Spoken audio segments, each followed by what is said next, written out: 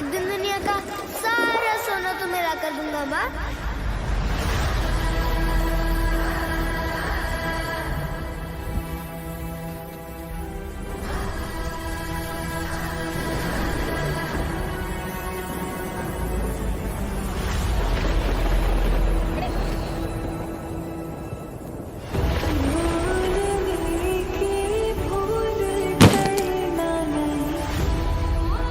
ನಿಮ್ಮಂತರಗೆಲ್ಲ cutting ಮಾಡಂಗ್ ನಳ್ಳಿ.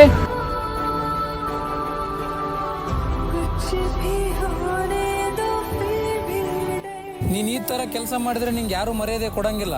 Education ಅನ್ನೋದು ತುಂಬಾ ಪವರ್ಫುಲ್ ಆಗಿದೆ. ಈ ಬುಕ್ಸ್ ತಗೋ, ಈ ಪೆನ್ ತಗೋ, ಚೆನ್ನಾಗಿರೋ ಕಾಲೇಜ್ಗೆ ಹೋಗಿ ಜಾಯ್ನ್ ಆಗು.